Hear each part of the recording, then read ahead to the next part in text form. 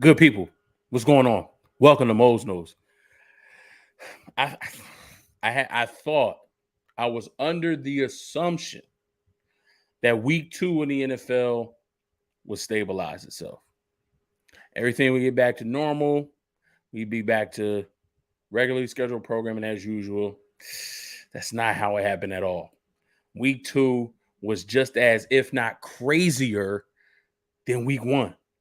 Love to be here. Glad to be here with you. We're going to dive in 2 minutes. I'll be right back with you. Sorry, Mose couldn't be here, but he doing the Mrs. Mosley. Sorry, Mose couldn't be here, but he doing the Mrs. Mosley thing right now. You know what they're out doing. They're enjoying Valentine's Day is what I was trying to say. I got you. Y'all the worst. You don't know nothing, you don't know nothing, you don't know nothing. You don't know nothing, you don't know nothing, but I know that. You don't know nothing, you don't know nothing, but I know that. You don't know nothing, you don't know nothing, but I know that. Mose know it all. Mose know it all. I guarantee real taste, ain't no faking that at all. If you don't know, you gon' know. Mose knows, tune into the show. Not a game, nitty gritty, ready go committee. Mose should be the CEO. Too solid, too real, too 100. I'ma keep it real when you don't. Just that real gold talk. 24 karat words. San Francisco 49er fam. Realest squad on the earth. The 5 God, number 5, taking us to 6. Young killer Trey Lance. New era, new season. Mose got you covered. Go ahead and subscribe. 2022 this year. Got a whole nother vibe. Mose know it all. Mose know it all. Mose know it all. Tune in for the vibe. You don't know nothing, you don't know nothing, you don't know nothing. You don't know nothing, you don't know nothing, but I know that. You don't know nothing, you don't know nothing, you don't know nothing. You don't know nothing, you don't know nothing, but I know that. Mose knows.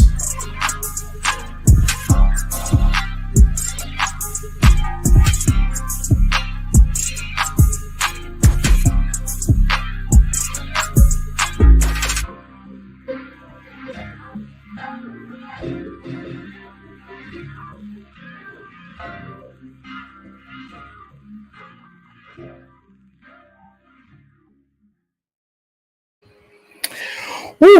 Listen, we're not going to waste any time. We're going to jump right into it. I think I'm going to go back to a little bit of my format last year.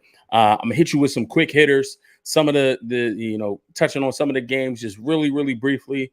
Not too much going on in those games. Not much that you need to know. But then there are going to be some games that I highlight in our top 5. So we're going to jump right in with the quick hitters from week 2. We're going to start with this one. Lions and Commanders. Commanders going to Detroit to visit the Lions. Lions take this one 36-27. And really, the Lions had this game in hand, from the opening kickoff. This game for them was kind of reversed from week 1, right? Where they got down early. They had to battle back and weren't able to get the win. This game, they were up early. They kind of, took their foot off the gas pedal and allowed the Commanders to come back. But ultimately, they were able to succeed. Amon-Ra St. Brown looks like an absolute stud. He's found chemistry with Jared Goff. Does that mean that the Lions are a contender? Does that mean that they're going to battle for a spot in the wild card or trying to fight for this division? And I still think it's a little bit too early for that. But one thing I know is this Lions team is going to battle. They are going to fight. They have bought into Dan Campbell's system, and they look pretty good right now. Still some things that they need to clean up. But I picked them to win this week, and they came through for me. Shout out to the Detroit Lions. My Uncle C's Detroit Lions fan. Good win for him early in the season. I know he's not used to that. Sorry, Unc.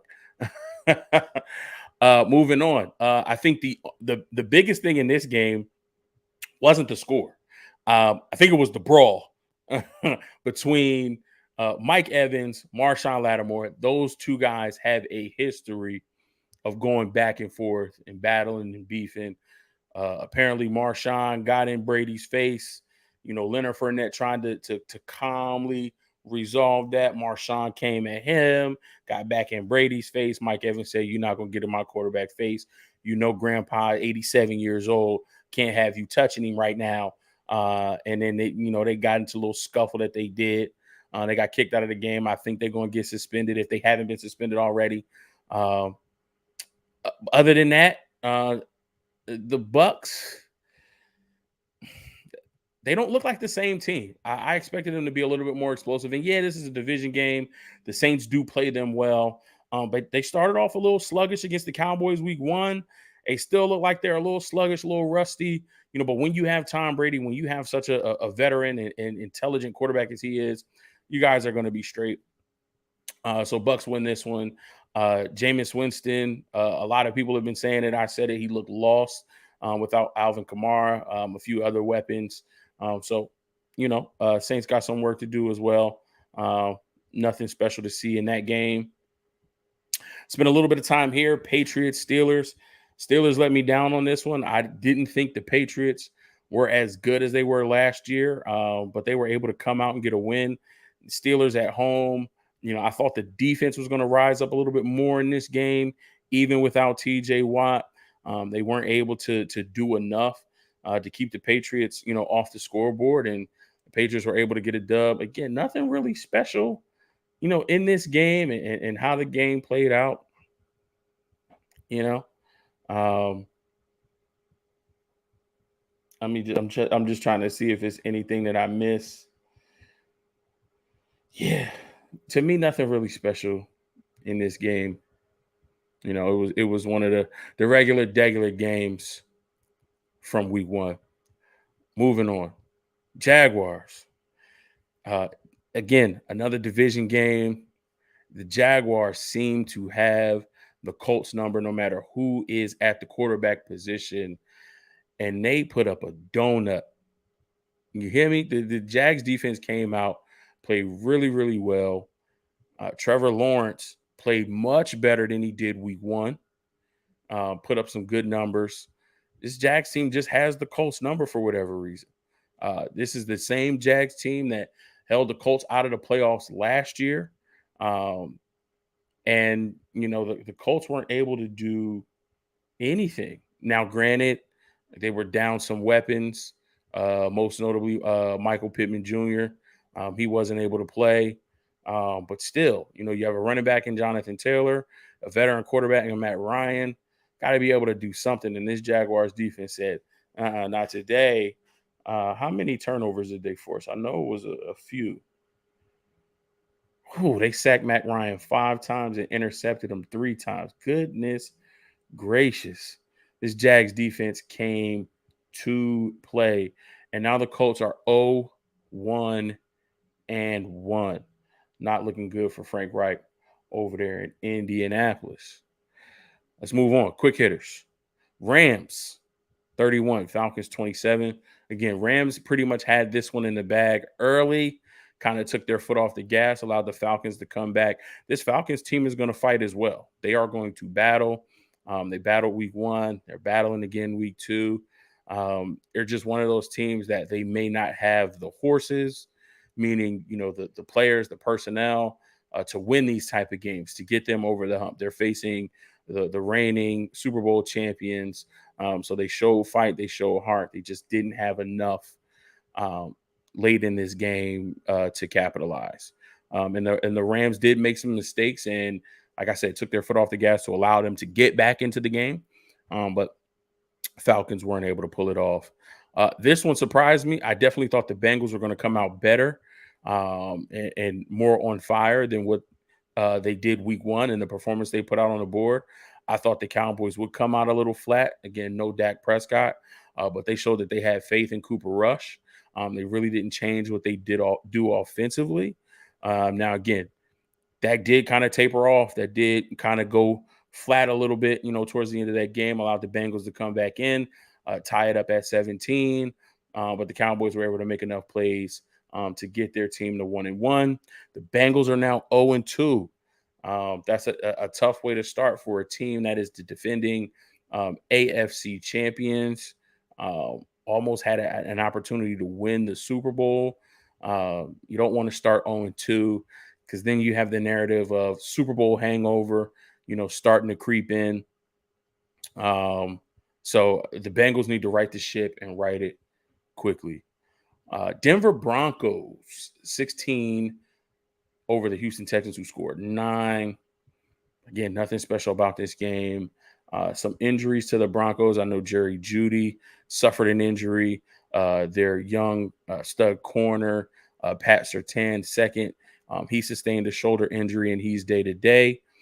Young guys like that who are trying to continue to grow and to develop into stars in this league, particularly on the offensive side with Jerry Jeudy, trying to build some chemistry and continuity with his quarterback, Russell Wilson. You hate to see him go down with an injury. Broncos, new quarterback, new head coach.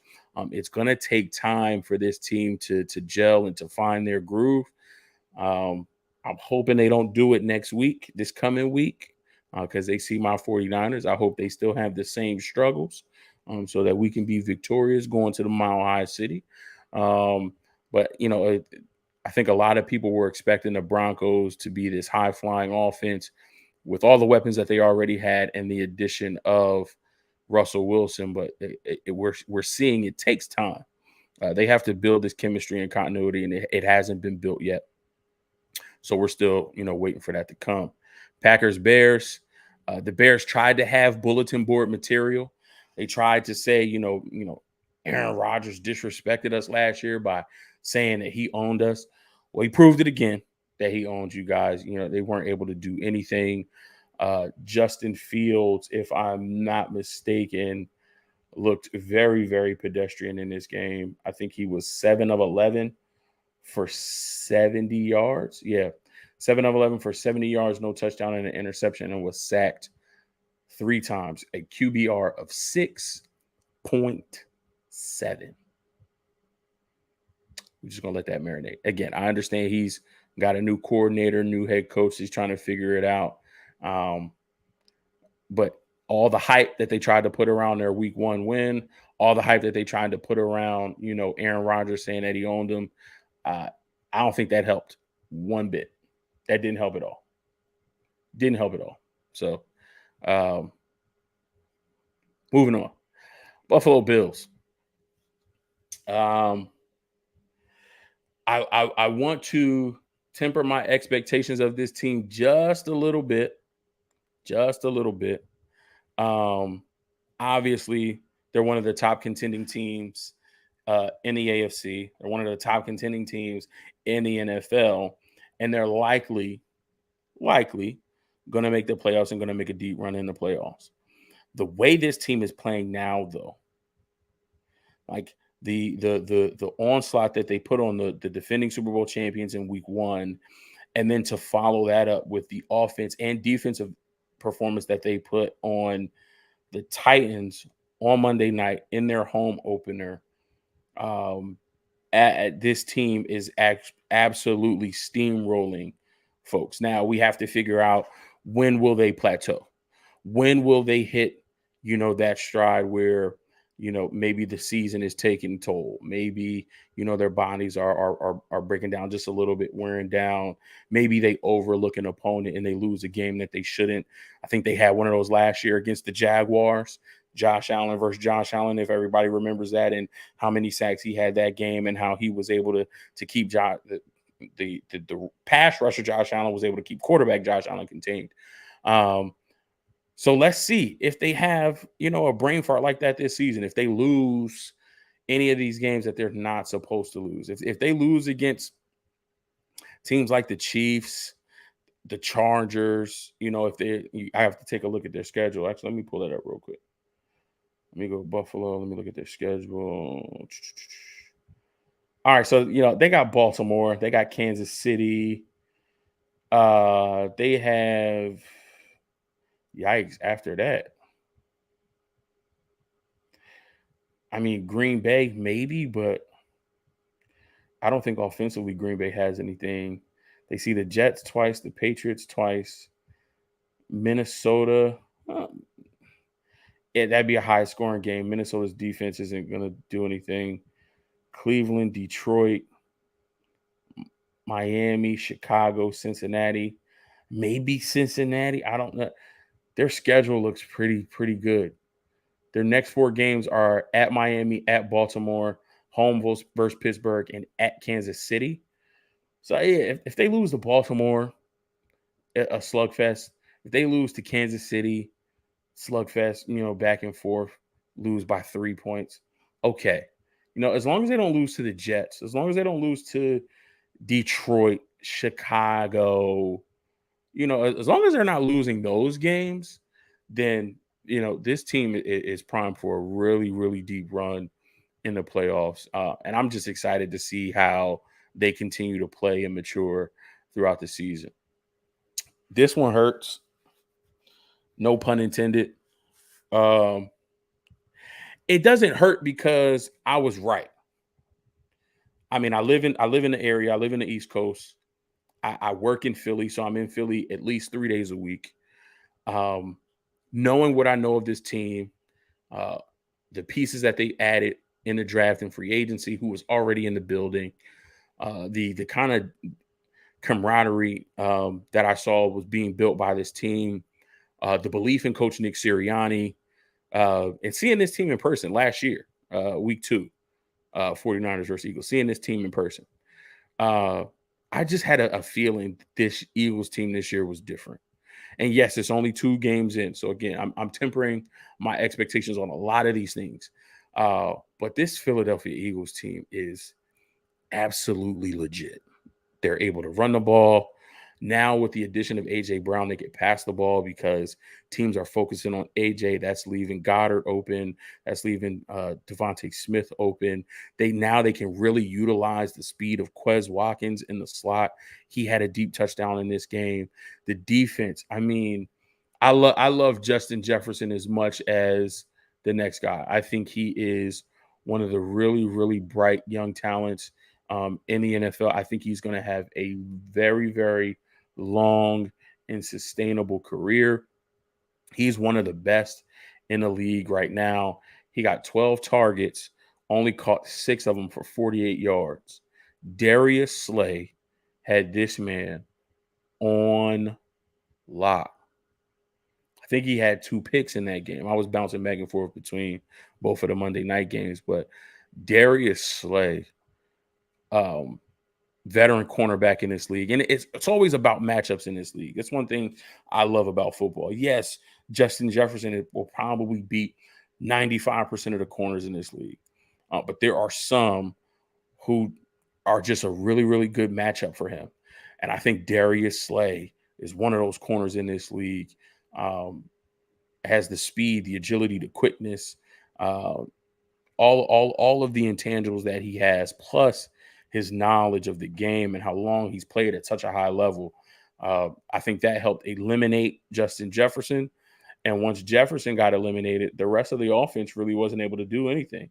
Adam Thielen, 4 catches, 52 yards, no touchdown. Irv Smith had the only touchdown, but he only had 5 catches for 36 yards. The running game, non-existent.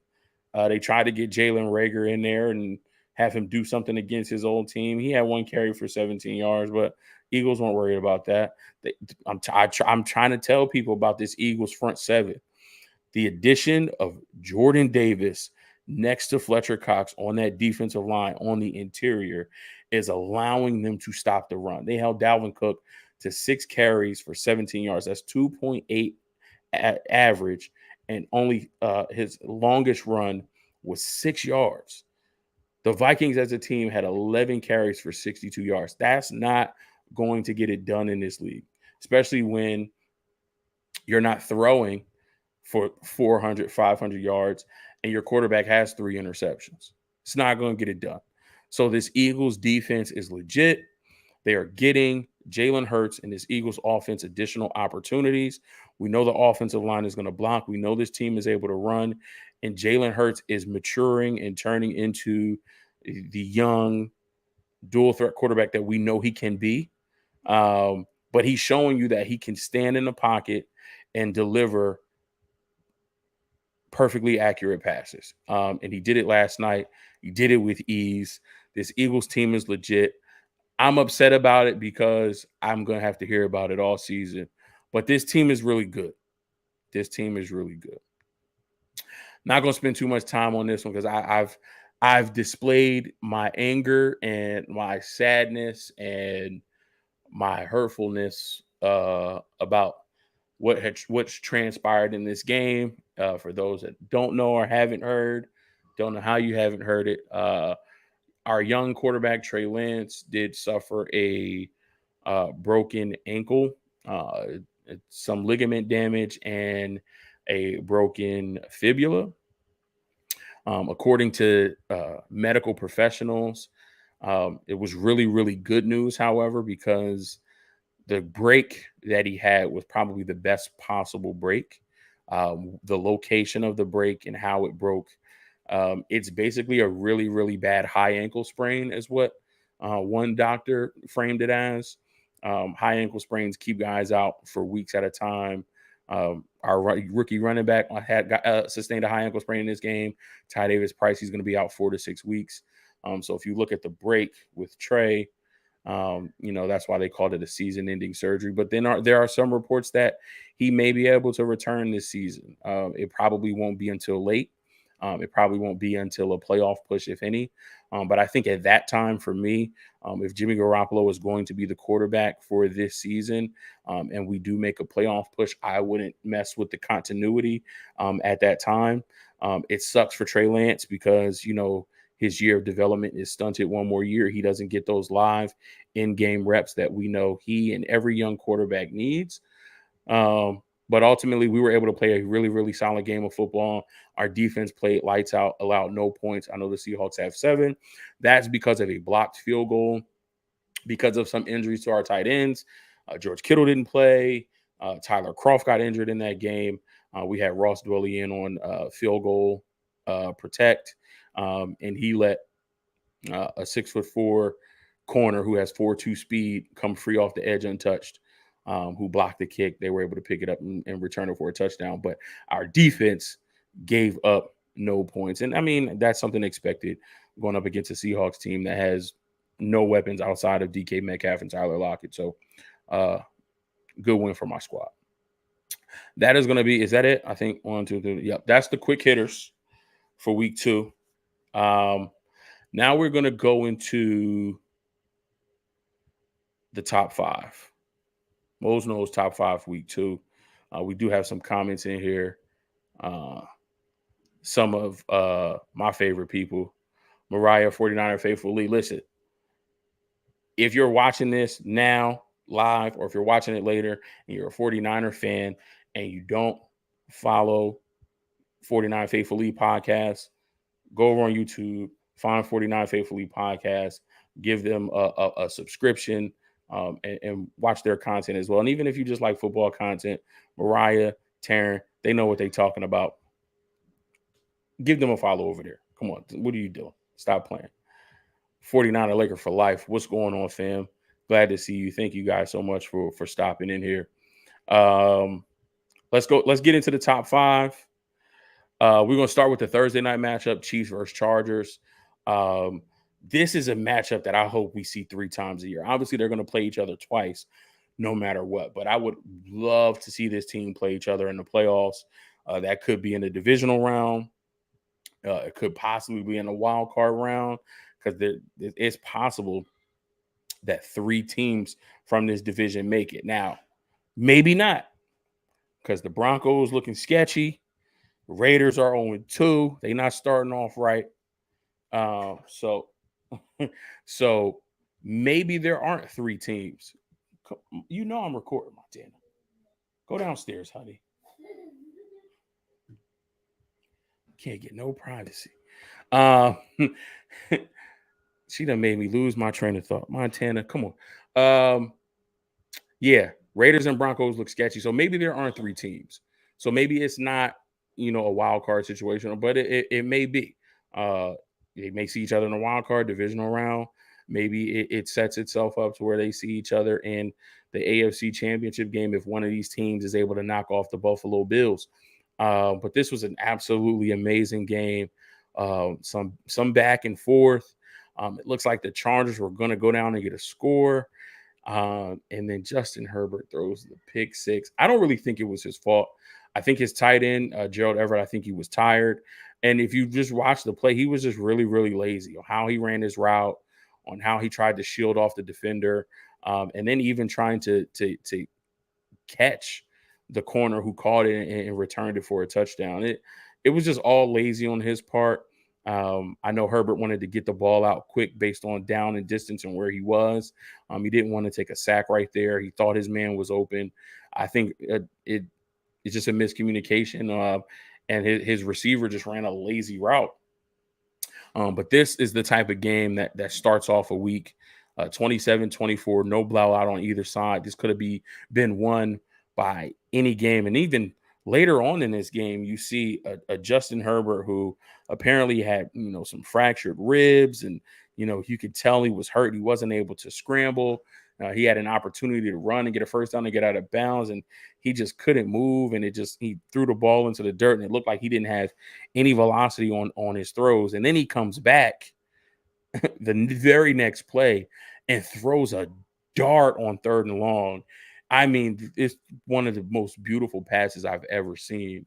And it just shows that he is maturing into one of the top 5 quarterbacks in this league if he isn't already. So yeah, this is a matchup that I can't wait to see again. Hopefully we get to see it a third time. This is the type of football that I love to see. The Chiefs look good. There are some chinks in their armor. They aren't, perfect by any stretch of the imagination. They can be a little bit better at running the ball. We already know who Mahomes' top target is, but he's spreading the ball out more, which is one of the things that I love. Their receiving touchdowns came from running back Jerick McKinnon and wide receiver Justin Watson. Shout out to Justin Watson, University of Penn alum. Shout out to the University of Penn. If y'all don't know, y'all don't need to know. But yeah, he's spreading the ball out more. He's getting a bunch of other guys involved. I think he's trying to figure out who his go-to is outside of Travis Kelce, because when teams double up Travis Kelce or triple up Travis Kelce, who else can he go to in crunch time if he needs a big completion? I think he's in the process of trying to figure that out now. Who he can trust, who are his short-handed receivers. But you love to see it. That's also a part of Mahomes' maturation as well. Yes, he's won a Super Bowl and a league MVP already, but he's still a young quarterback who has the opportunity to get better, right? That's the job. It's not to stay the same. It's not to regress. It's to get better. And I think with this type of offense, minus Tyreek Hill, he has an opportunity to kind of spread his wings a little bit and get better and really, really lead this offense as the quarterback. So you love to see it. Great matchup. Can't wait to see it again. Moving on, Giants and Panthers. Again, very, very early. I am tempering expectations. But the Giants are 2-0. Again, I'm on the East Coast. I'm in this section of Jersey where I'm close to Philly, so you got Eagles fans. I'm in Jersey, and so we got, some that migrated from north to south. So we got Giants fans, and why we have Cowboy fans here, I don't know. But I'm in that mix of Cowboys, Eagles, Giants. I'm just in the midst of the NFC East. And Giants fans are being quiet. Giants fans are not talking a lot of smack. They not boasting and bragging, we're going to the Super Bowl. Giants fans are being really humble right now. And I think to their surprise too, this team is 2-0. I think a big part of the win this week is the belief in new head coach Brian Daboll. And that stems from his play calling in week 1. Being down 20-19 going into, the tail end of that game, going in, getting that touchdown, and having the opportunity to either kick a field goal, tie it, and go to overtime, or go for 2. I think the players felt that he believed in them. And that I'm going to call this, either we get it and we win this game, or we don't get it and we lose. But we're not going to settle for a field goal and play extra football. If y'all want to win it, I'll call the play. You go get it. And I think we're in a league where this isn't college, this isn't high school, this isn't Pop Warner. These guys the players, they don't need their hand to be held. Coach, call it. Believe in us. Call the play. Let us go get it. And that's what they did. They went out and they got it week 1, and they got the W. And I think they come back this week on fire. Now, because of, some deficiencies at the quarterback position, some deficiencies on the offensive line, inconsistencies from, the wide receiver core, and some up and down play on the defense. They weren't able to win this game as handily as they would have liked to. But they played well. They played solid football. And they were able to get a win from a Panthers team that I thought, with a young defense, hungry to bounce back from their week 1 loss, would be able to, eat Daniel Jones up, for breakfast, lunch, and dinner. And that just didn't happen. Carolina Panthers defense didn't show up as much. And now the questions are, going to be pushed on Baker Mayfield. Were some of the issues and deficiencies that we saw in Cleveland on Baker? Now, we'll talk about Cleveland in a minute, but were some of their issues on Baker? Because he's now with another team. Maybe on paper they aren't as good as Cleveland, but he has weapons on the offensive side. Christian McCaffrey, back healthy. DJ Moore, Robbie Anderson. They have a young, hungry, talented defense. He should be able to put more than 16 points on the board. And he wasn't able to do that. He was not able to really find his rhythm in this game. He was 14 of 29 for 145 yards. Again, not going to get it done. 1 touchdown, no interceptions, but 2 sacks, a QBR of 15.9. Christian McCaffrey did his thing on the ground, 15 carries, 102 yards. So they were able to run the ball, but they just couldn't punch it in. They had to settle for field goals, which it looks like they had 3 of those, as opposed to getting into the end zone. And in this league, you got to get into the end zone. Both teams scored a touchdown in the third quarter.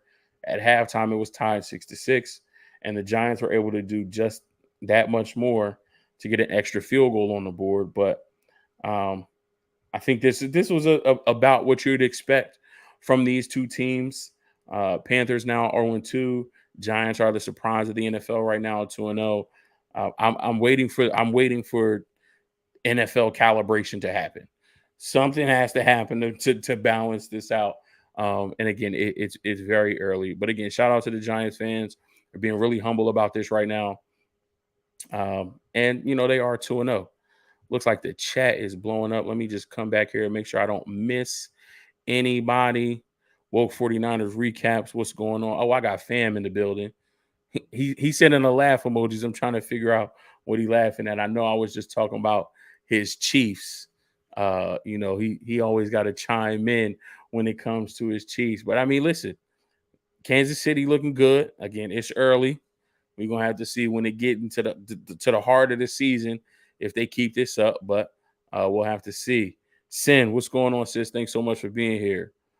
RM, thank you. I can't believe the Cardinals came back and beat the Raiders. We're gonna talk about them in a second.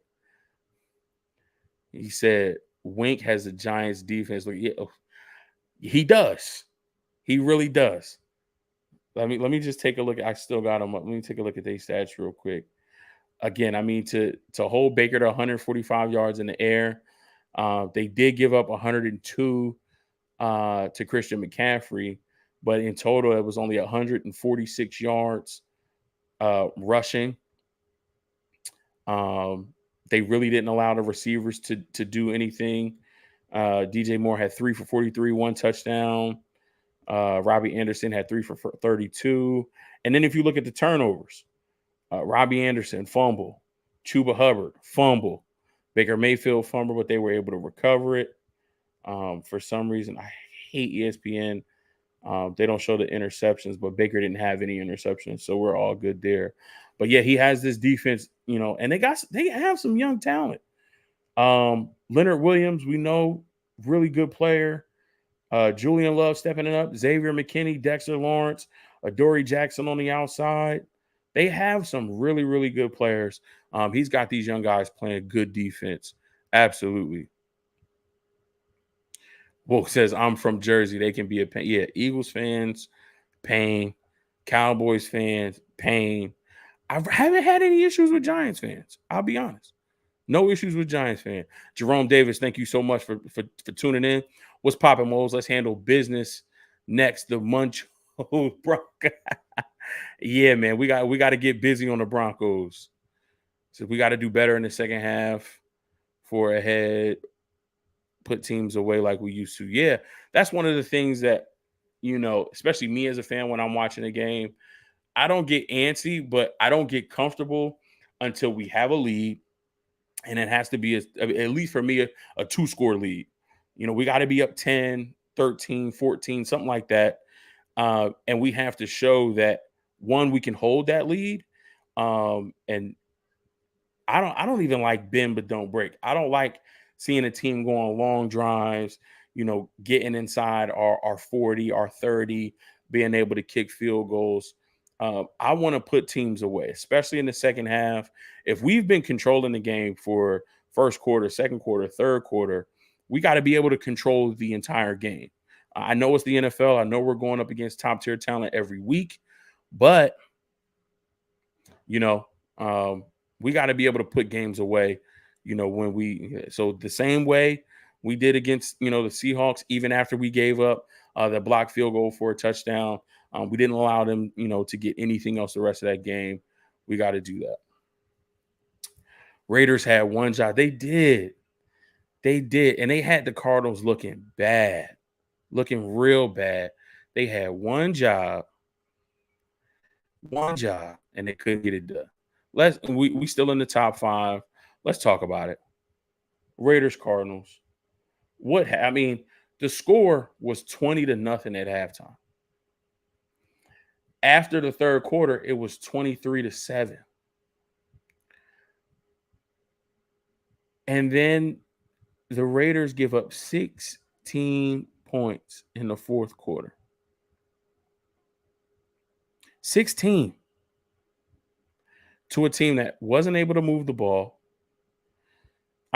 As a team, they had 28 carries for 143 yards and 2 touchdowns. But individually, Darrell Williams, 8 for 59. Eno Benjamin, 8 for 31. Kyler Murray, 5 for 28. James Conner, 7 for 25. Oh, yeah, thank you, James Conner, for having a great week 1 and then a dud week 2. Because I started you in my flex and you did nothing for me, and I lost by like 6 points when I could have. Whatever. Yeah. So running the ball, they were effective, running back by committee, but not really. They only got one long run, 30 yards from Darrell Williams, but nothing spectacular. Kyler Murray had to throw the ball all over the field. He was 31 of 49, 277 yards, 1 touchdown, 1 interception. But the Raiders just collapsed. And this is, pre the beginning of the season. I'm looking at the AFC West like, wow, this might be the best division in football. You've got the Chiefs, 2 years removed from, being a Super Bowl champion, or 3 years now, I think. You got the Chargers, who are a really, really good football team. You got the Raiders, who I thought were, on their way to being a good football team. New head coach and Josh McDaniels bringing, his offensive mindset to this team, going out and getting Devontae Adams, who somehow only got 7 targets and only caught 2 of them for 12 yards and a touchdown. He also did me dirty in fantasy. So you think like this division is supposed to be really, really good. And now the Raiders sit at 0-2. The Broncos are barely 1-1. The Chargers are 1-1 because they had to play the Chiefs.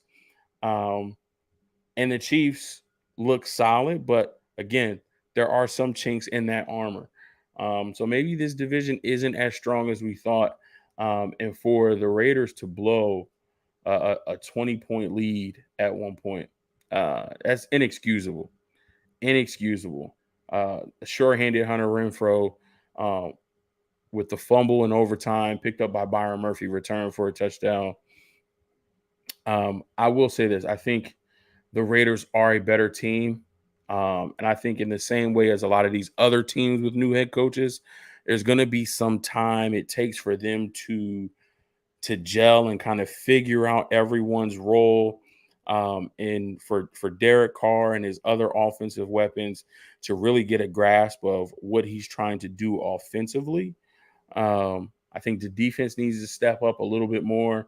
Only got 1 sack on Kyler Murray, and that was from Max Crosby. Max needs help on that defensive line. Somebody else has to step up.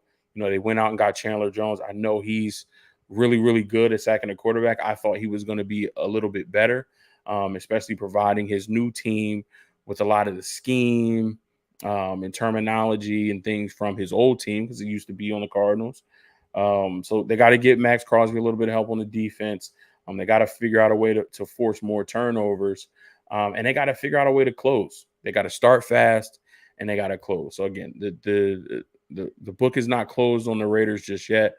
But like Sin said, they had one job. The Cardinals should be 0-2. But they had a good comeback. Speaking of comebacks, wow. Cleveland also had one job. Cleveland played well in this game. They started off strong, but then the Jets found a way to come back. At halftime, this game was tied 14-14. And then Cleveland pulled away.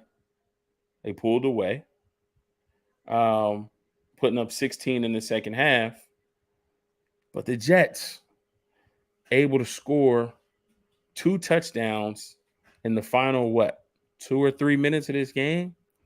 Joe Flacco, looking like Joe Flacco of old, 26 of 44, 307 yards, 4 touchdowns, no interceptions. He was able to spread the ball all over the place. Their rookie wide receiver from Ohio State, Garrett Wilson, 14 targets, 8 receptions, 102 yards, 2 touchdowns. He had the game-winning score. Great opportunity for him to kind of spread his wings and establish himself as another great young option in this league. Corey Davis had a receiving touchdown. Rookie Breece Hall had another receiving touchdown. The Jets played sloppy, but if it's one thing I know from head coach Robert Saleh, he has a motto. He had this motto when he was in San Francisco. We know it very well. It's all gas, no brakes. And I think this win for the Jets is indicative of that mantra being instilled into his players as their culture.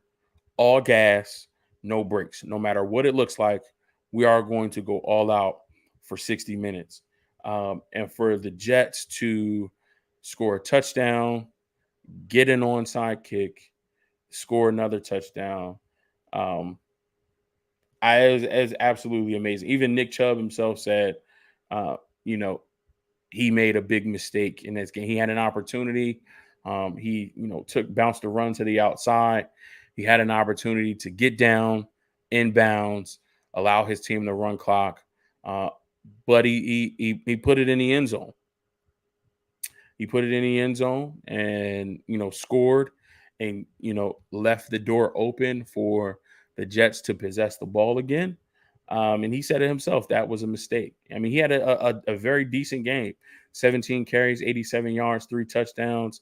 He helped me a lot this week in fantasy, but he did not help his team as the Cleveland Browns now sit at 1-1 because of the collapse against the New York Jets. Shout out to Joe Flacco. Shout out to Robert Saleh. Good win. Really, really good win. Last game in the top 5, and then we're going to get on out of here for this week. Let me check the comments again, see if we got anything else.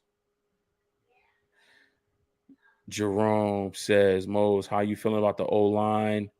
We need them to be the Berlin Wall before it came down.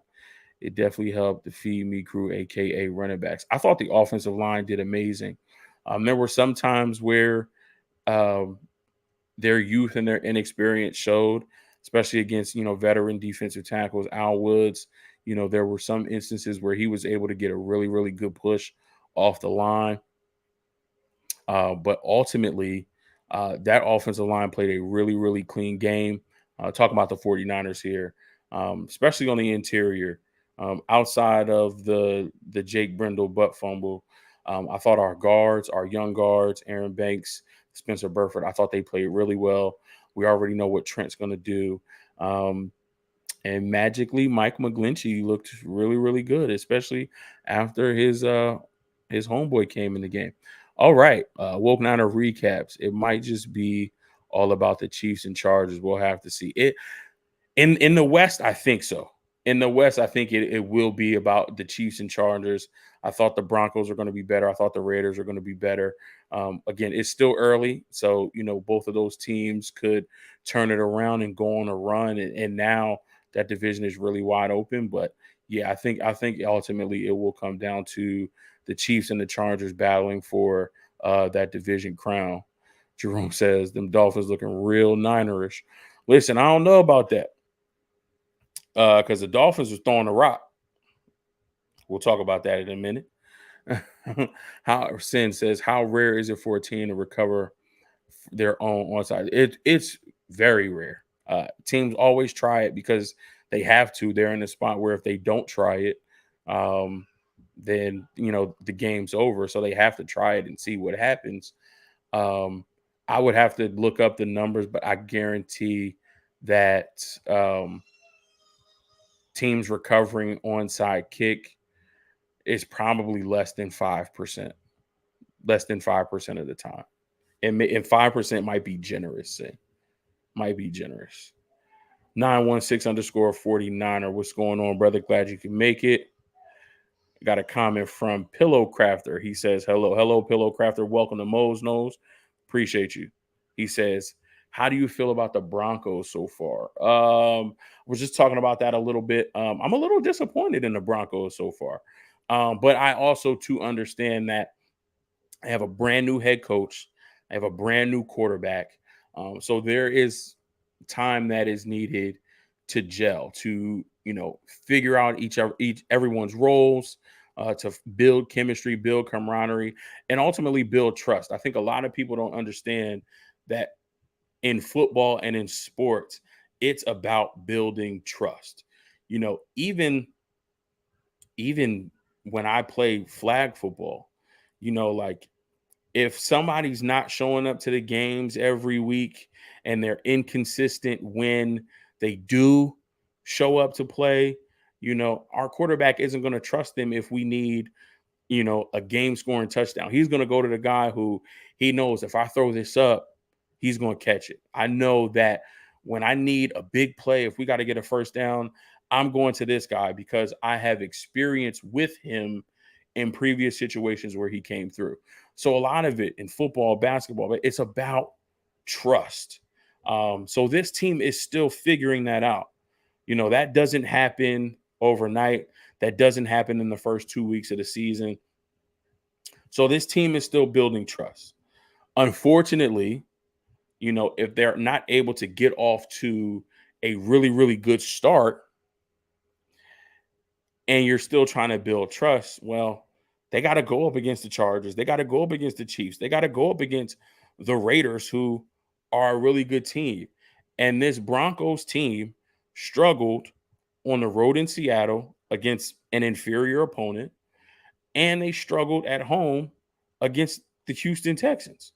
So if they're struggling now against these type of teams, what happens when they face upper echelon teams? And they're going to get a taste of that next week when they face the 49ers. Now, again, it is a home game for them. The 49ers will be on the road in Mile High. We understand how the altitude affects players differently.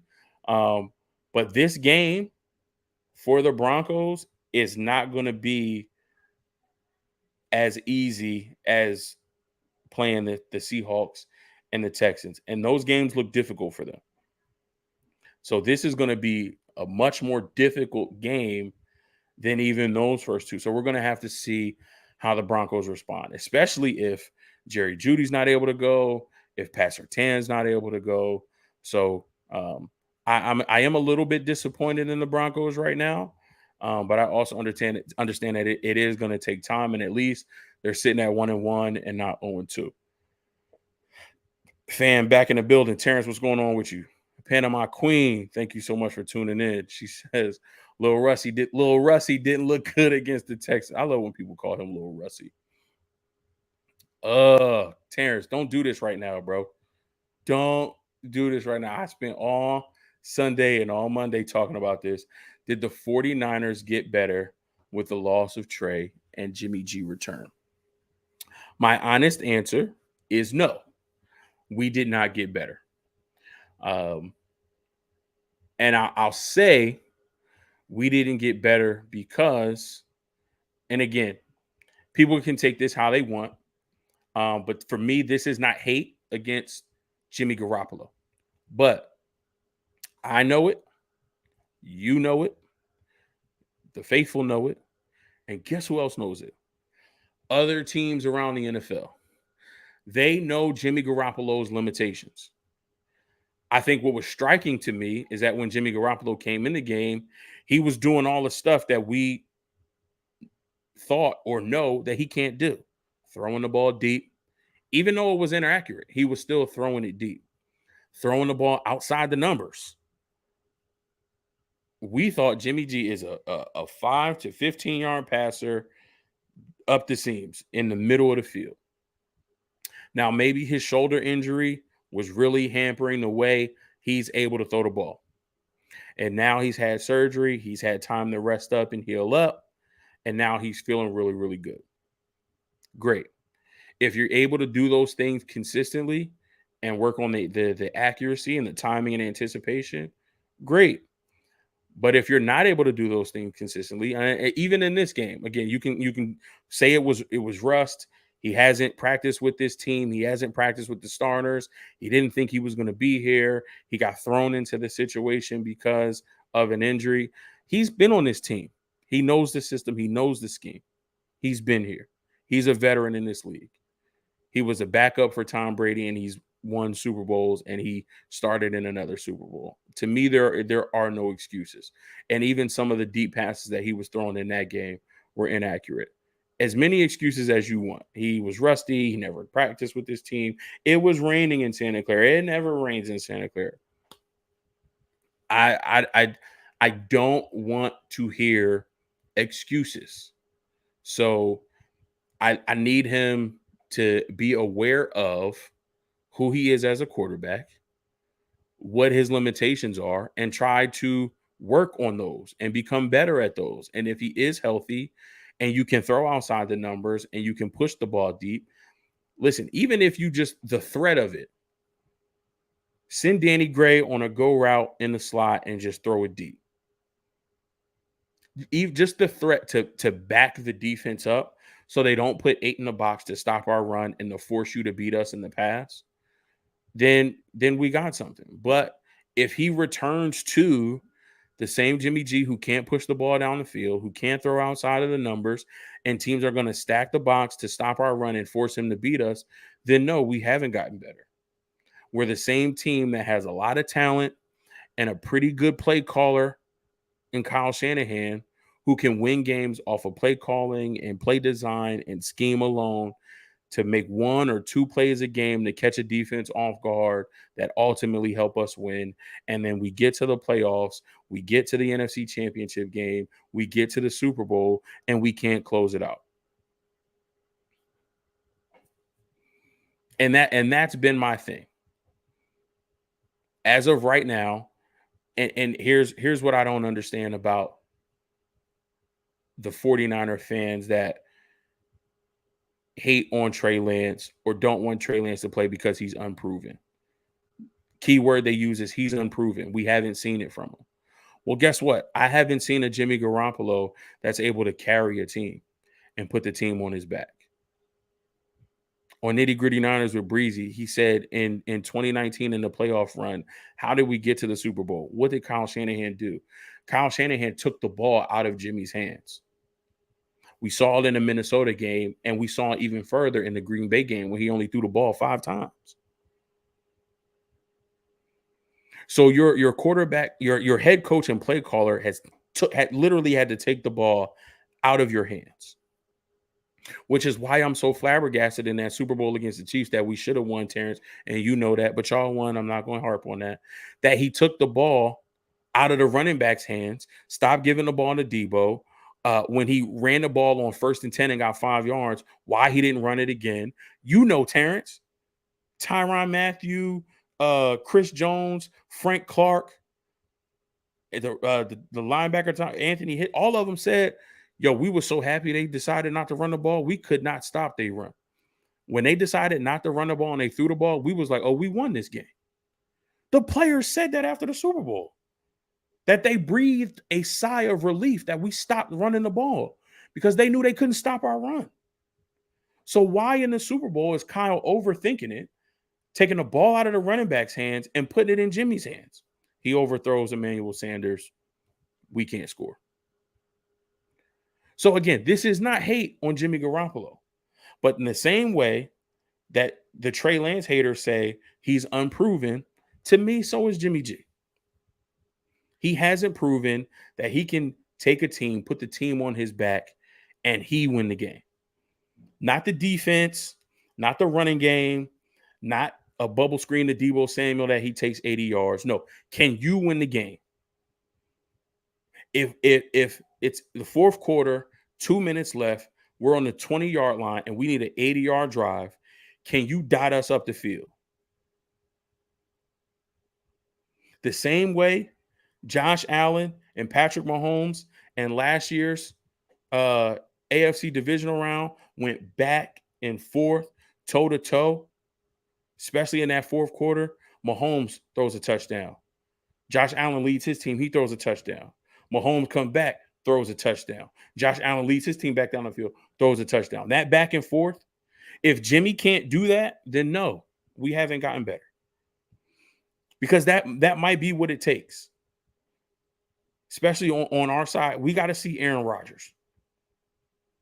And I don't care how well we do against Green Bay in the playoffs, we still got to see that man. We might have to see Tom Brady. I know we got to see him this year in the regular season, but that may be a precursor to a playoff matchup. And you may have to go toe-to-toe with Tom Brady. We may have to see the Rams. We see them twice in the season. We may have to see them a third time in the playoffs, just like we did last year. But Matt Stafford was able to make enough plays to win that game, and we weren't. Jimmy Garoppolo wasn't able to do it from the quarterback position. So no, Terrence, I tried to keep it short, but you done brought it out of me.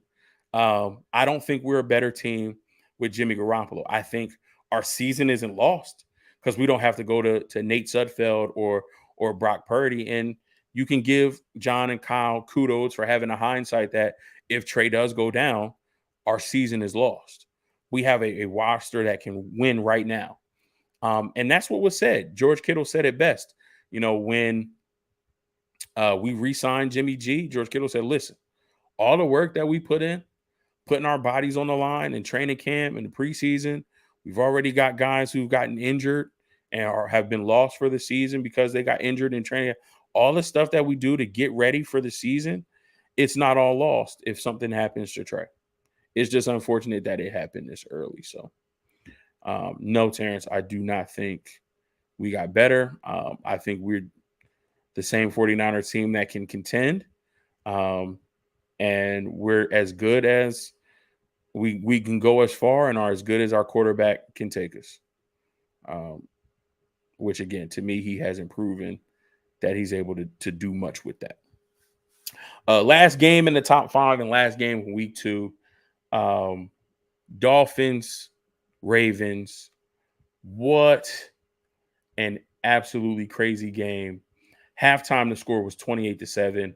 Baltimore looked like they were steamrolling this Dolphins team.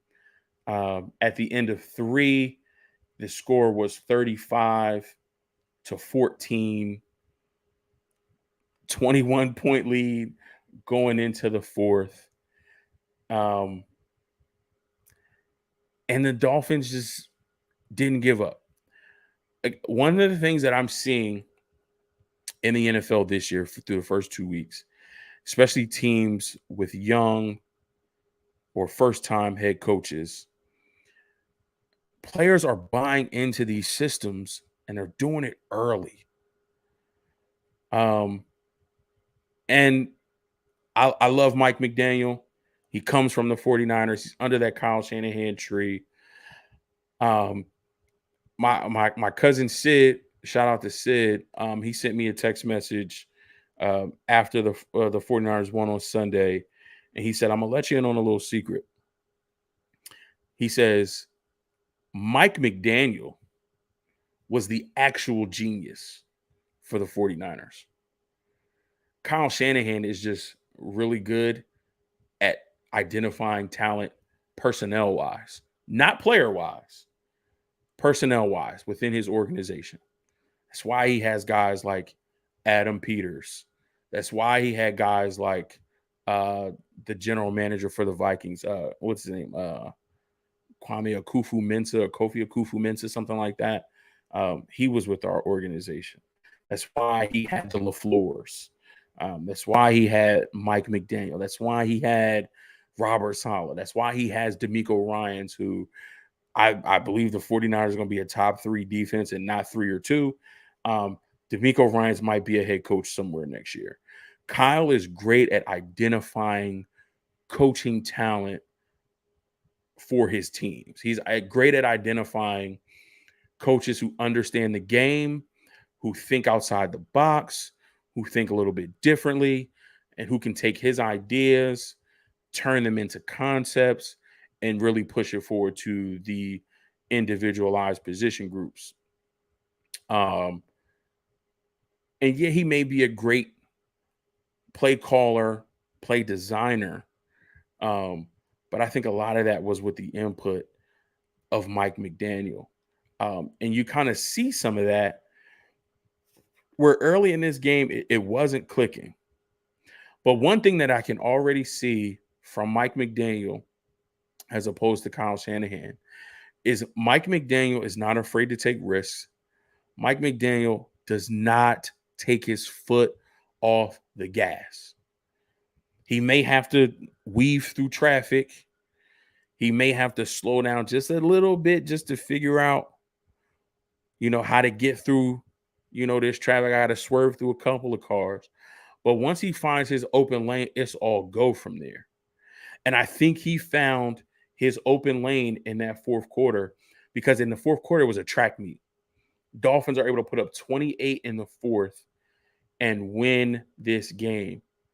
And one of the other things that I love about McDaniel is he doesn't overthink it. Okay, we're down 35-14 going into the fourth quarter. I have Tyreek Hill and Jalen Waddle. I'm focusing on them too. Baltimore has to prove that they can stop them. Tyreek Hill and Jalen Waddle together, just the two of them, had 32 targets. Together, those two caught 22 of their 32 targets for 361 yards and 4 touchdowns. Tyreek Hill had a long of 60. Jalen Waddle had a long of 59. And don't want to compare Kyle to McDaniel, but not comparing them as far as speed, because I know Tyreek Hill and Jalen Waddle are way faster than Deebo Samuel and Brandon Ayuk. But I don't ever see this type of volume for our 2 top targets. I don't ever see, and granted, they were down 21 points. They basically got skunked, so they had to throw the football. But at some points, I would love to see this type of volume for our 2 top wide receivers. I would love to see Ayuk and Deebo, combine for 20 plus catches on 30 plus targets for, 250, 300 yards and multiple scores, because they're capable of doing it. I understand we're a run first team. We want to run the ball more than we throw it. But I do think there is a difference of being aggressive. Another coach from the Kyle Shanahan tree, Kevin O'Connell, head coach in Minnesota, although they didn't win week 2 against the Eagles, there was a quote that came out from Adam Thielen. And he said, I'm just excited to play in this offense because it seems like we're always attacking. He said it's attack, attack, attack, attack. No matter what we're doing, we are always attacking. And sometimes I just feel like in Kyle's offense, and again, this is Kevin O'Connell, who's coming from the Rams under Sean McVay. Sean McVay is from the Kyle Shanahan tree. So Kevin O'Connell is in that lineage of Kyle Shanahan. And I just don't understand why the Sean McVays and the Kevin O'Connells and the Mike McDaniels of the world are aggressive, are consistently aggressive, and don't back off of that aggression no matter what the situation is.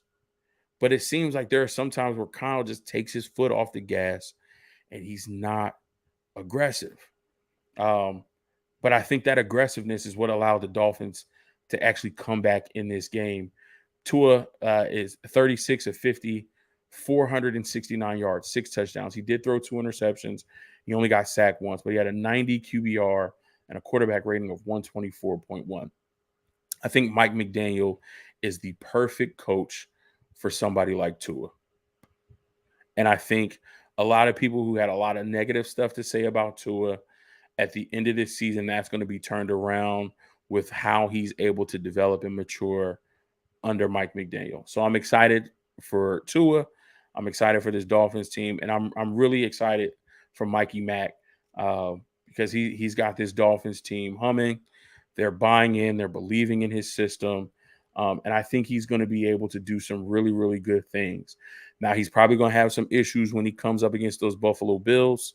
But I think if he can get this team, to continue to fire on all the right cylinders, I think they have a shot at a wild card spot to be number 2 in that division. And all you want is an invitation to the tournament. You get an invitation to the tournament, anything can happen. The Ravens look good, but they weren't able to outlast in this particular game. The Ravens are always going to be a good organization. I think they kind of took their foot off the gas. They didn't expect a young Dolphins team with a first-time head coach, with a young quarterback in Tua to be able to do that. And they let Tyreek and Jalen Waddle just run a track meet on them. And I don't think there's many teams in this league that have one cornerback that can keep up with both of those guys, let alone 2. So Baltimore will be fine. Just really, really excited for Miami. Let's come here. Let's see what we got. Final comments, and we'll get on out of here. Christy Porter, thank you so much. She said, God, please let us beat the Rams. Absolutely. I think they're beatable. I don't think they're as unbeatable as, people make it out to be. I think they definitely are beatable, and I think we are one of the teams that has a blueprint of beating them. As a team, we're set back a year with Trey's injury. Absolutely. And we have no idea what this means for the future.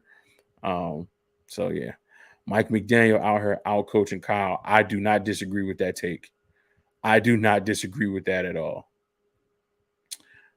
Mike McDaniel also elevates his QB. Absolutely. He does elevate his QBs because I think he has belief in him. And I think, we saw it here, Mike McDaniel is a little quirky. He has, a little bit of his, weird moments. But one of the things that I think he does is he just shows belief in his players. And even when things aren't going right, when things aren't necessarily clicking on all cylinders, he has a mindset of, don't worry about it. We have another opportunity.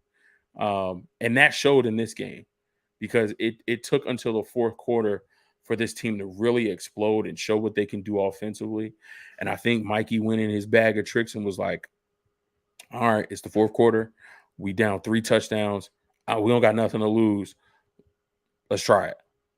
And Tua believed. Tyreek believed. Jalen believed. And those 4 were able to get it done. So this is what we thought when Mike McDaniel got the job. Jalen Waddle was already there. And then they go out and get Tyreek Hill. This is the type of game we thought we were going to see from this Dolphins offense. Now, we may not have to see this every week because the Dolphins may be playing well. Defense is playing lights out. They can be able to run the ball, run the clock down and get out of here. But this is like the first real taste of what this offense is able to do if they need to run it up. And this was an exciting game to watch. So again, I'm excited for that group of four: Mikey Mack, Tua, Tyreek, Jalen Waddle. Going to be very, very exciting. Jalen Waddle helped me get 40 points in my fantasy league, so I still ain't win. So I don't know what to tell you. Jerome Davis, Tua, baby, roll tide. CG Ruthless Sports, shout out to my homie. He says, Mose, what's up? Thank you so much for tuning in. Listen, love and appreciate everybody who stopped in, tapped in with Mose tonight. My head is always crooked. I hate this camera. Let me just put it back. This is still crooked. Whatever. We're going to do it like this, so it don't matter if it's crooked. Again, appreciate and love everybody for tuning in. Thank you so much for stopping in, tapping in with Mose Knows. Listen, if you're not already subscribed to the channel, subscribe to the channel. Throw a thumbs up on this video. Throw a comment. Love interacting with y'all. Y'all know how to get in touch with me there. If you want to get in touch with me on my social media, Twitter and IG, what.mose.knows. You can send me an email if you don't want to get in touch with me through my social media accounts, what.mose.knows@gmail.com. TikTok, Mose_knows. I'm trying to find a way to streamline it so like it's all the same thing across all the platforms, but I got to find something that, one, makes sense, two, is not too long and drawn out, and three, that's available on all the platforms. So I'm still working to kind of get it streamlined so it's the same everywhere. But yeah, follow me on TikTok, putting out weekly videos with my picks. My picks so far have been trash just because the NFL right now is upside down. So I was 8-7-1 last week. I was 8-8 this week. I'm still one game above 500 for my total. But again, I need the NFL to calibrate itself because right now it's an absolute mess. Unfortunately, this week, we got more people. Lake City Fresh, my boy. I'm on Black People Time. It's all good, bro. You made it, and that's all that matters. Coach Cruz, what's going on? Mose, I'm going to need some Madden lessons. The CPU kicked my butt this morning. Listen, the CPU and Madden be tripping. So we might have to look at, adjusting maybe some of the sliders or something like that. I know there's, connected franchise sliders for when you're playing versus people and then when you're playing versus CPU. So we may have to look at addressing those sliders.